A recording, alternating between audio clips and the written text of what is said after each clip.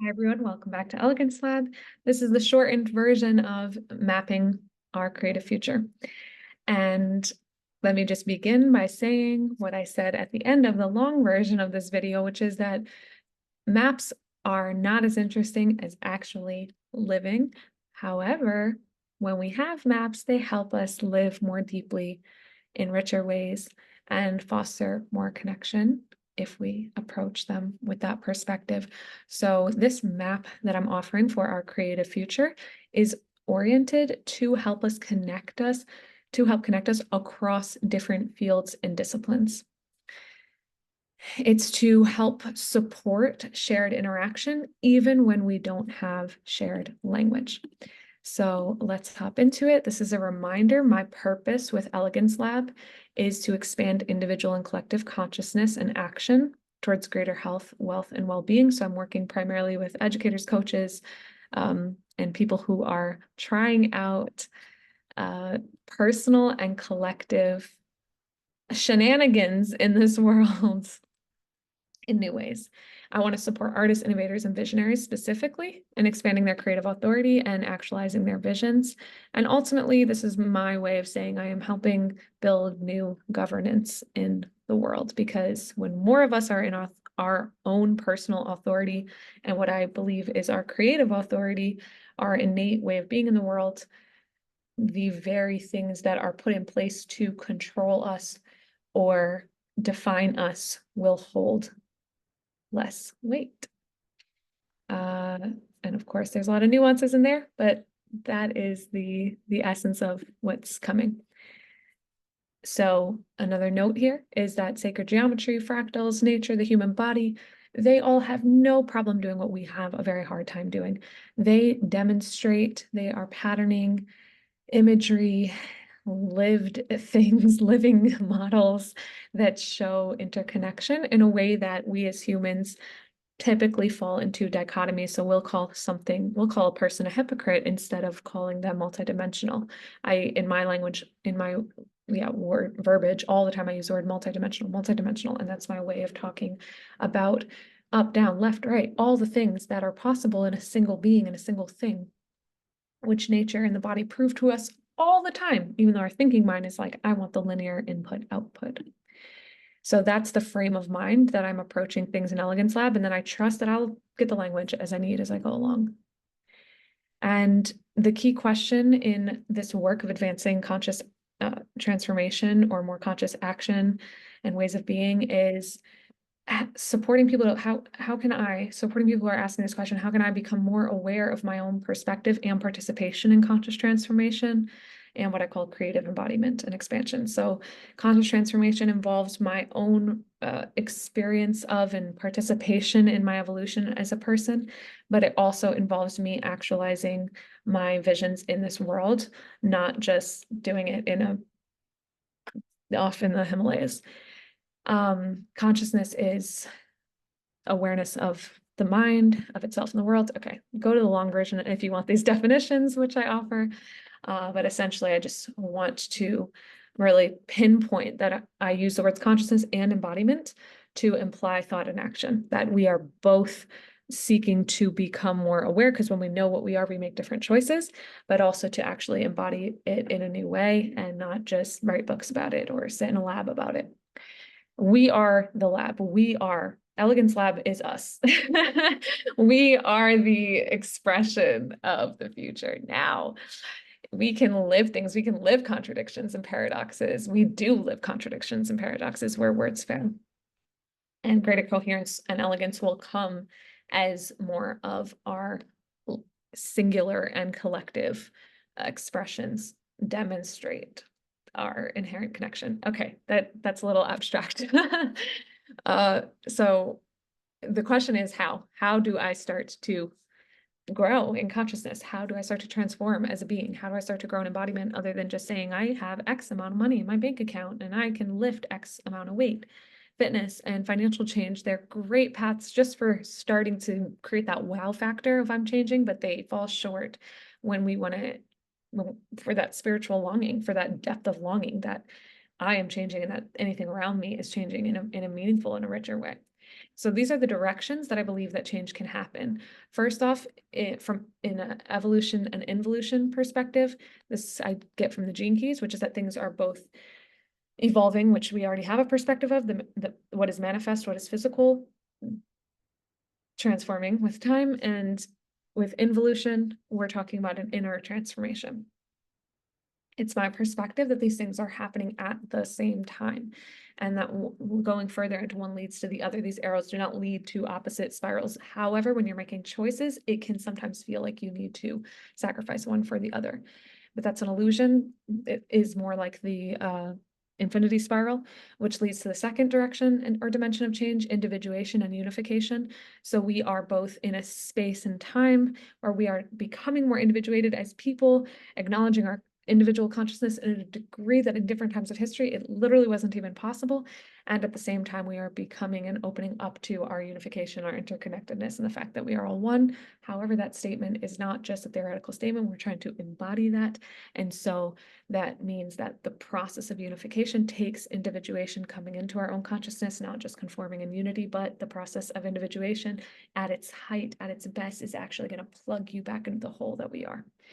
And with that, there are essentially three directions that there's infinite. I mean, this is just my own interpretation, but that there, along with these different three dimensions, there's or two dimensions of evolution and involution and individuation and unification that's happening. There's also this process of, on the knowledge sector, where we're deepening in knowing and certitude, but we're also deepening in mystery and wonder. So again, these are two things that can feel, I did three different images here.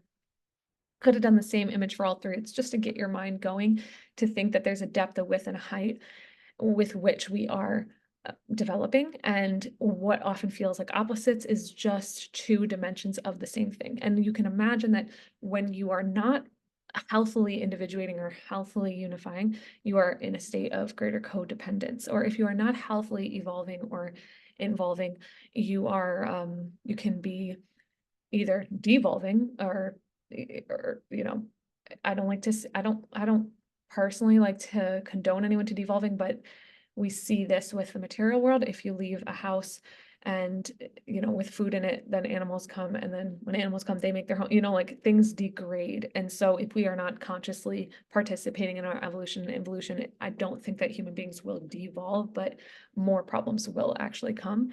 On the flip side, we can get so obsessed with scale and growth, which is not true evolution, and that scale and growth can also breed horrible consequences that you know, dishonor the limits that exist in the material world, which we still exist in. And then with certitude and knowing and mystery and wonder, you can obviously conceptualize that you can have extreme overconfidence and fixedness, and you could also have total chaos and confusion. But each of these are a more subtle or less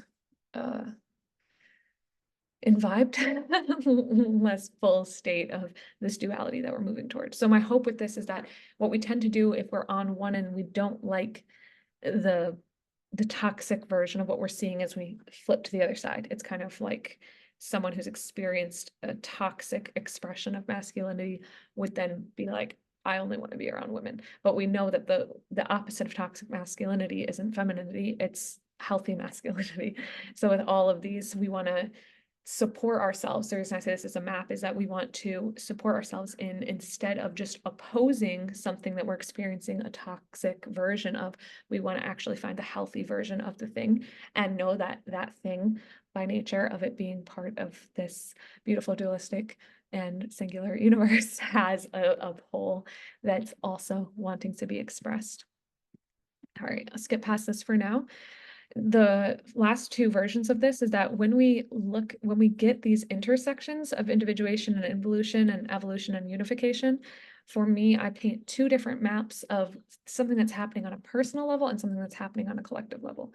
So in this, I'm calling these the three dimensions, the two maps, and then there's these 4 domains or 8 domains. There's the 4 on an internal, and then 4 on an internal, 4 on an external. So on an internal level, when you have, I'll save this for the long version, but at its very basic, when you're individuating in involution, you need embodiment, somatic practice. It's being able to feel and regard the honest, emotional, physical, spiritual experience you are having. When you are individuating and evolving, this is your creative expression and opening up to the depth that you are. When you're leaning into unification and you're becoming more involved, this is greater connectivity and relationship. And when you're leaning into unification and you're evolving, this is how you get emergence and collaboration. And anyone who's watching this video is my deep desire to evolve with others. And then if you take this on a collective level, on the individuation and involution side, you get social well-being. So there's the personal somatics, but there's actually the creating conditions for the individual to get to actually evolve. You can think of this like building the household where the child can actually healthily experience its emotion, or building schools where the child is actually acknowledged as a whole being. Individuation on the evolution level look like our approach to science and our recognition also that we are part of the environment. So this would mean our active participation in what is our search for truth, not just as observers, but as acknowledgement that we are part of the environment, and our perception is what information we're taking is tied to our somatic experience. Okay, there's a lot of, the longer version has a lot of in-depth questions here, but I'm just giving an overview. On the unification side and involution, that's where we get religion and spirituality. And I know that we live at a time where it's like, what? Religion's the opposite of science. But if you take it as we also need frameworks for how we relate collectively, religion and spirituality historically are things that connect us. They're also things that get abused, but science is also something that can get abused. Individual sovereignty is something that can be abused. And this category, religion, spirituality, politics, and economics, these things all have potential to be abused. Anything that's happening on the unification collective level has the potential to be abused. The question of our time is how we are going to build something that is holy, like truly holy, like with the depth and breadth of who we are shining through. So this leads to us, to get to rethink religion and spirituality. And then with the politics and economics, this is, if we were unifying on an evolving level, it would be setting the Greek words for economics are the running of a household, and politics is people. And so really it's the involvement of people in the running of the household being the world. And so as you can see from this vantage point of a more creative future, if you take the vantage point that our collective consciousness, this individuation side, is helping drive a authentic unity, not a codependence and not an abuse. And that this authentic interdependence is setting the stage for individuation and understanding to be made possible. We remedy that felt sense that we are either going more into the individual or more into the collective, and instead we can support and create entry points where working on the structures that connect us create the structure that we need for the individual to get to developed, and the individual developing supports the creation of new structures.